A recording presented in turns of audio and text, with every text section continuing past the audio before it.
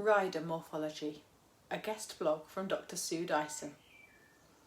Rider morphology is a fancy term for describing size and shape of the rider, and avoids the rather emotive term rider weight. All are factors which are potentially important for the comfort and performance of horses. Ideally, a rider should sit in the middle 1/3 of the saddle and, for optimal balance, with the shoulder, hip and heel in alignment. This permits relatively uniform force distribution through the panels of the saddle to the horse's back. The shape of the rider's torso and the relative length of their trunk and legs determine whether or not a rider is able to sit in the middle third of the saddle. If the seat of the saddle is too small for the rider, or the saddle flaps do not accommodate a long leg length, excessive force is transmitted through the back third of the saddle, which has deleterious consequences for back muscle function and development, comfort of the horse, and potentially, ultimately, the development of hind limb gait abnormalities. Any such effect would be compounded if the rider had left-right asymmetry in their position, which is a common occurrence.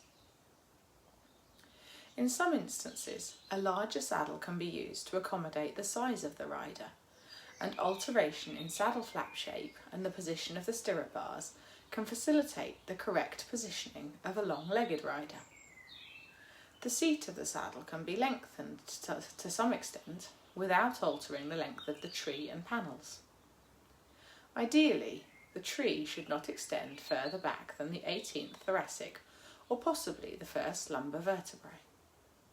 The adverse consequences of a rider that's too large will be influenced by many factors, including the balance of the rider, their skill and fitness, the type of work and the intensity, the physical well-being of the horse and its fitness, the terrain over which the horse is being ridden, the duration of ridden exercise, and whether the horse is expected to jump.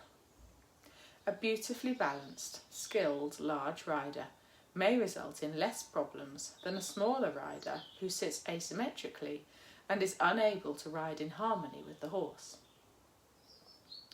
In a recent survey of 193 horse-rider combinations, 51% of riders sat at the back of the saddle rather than in the middle. 49% of riders lacked balance.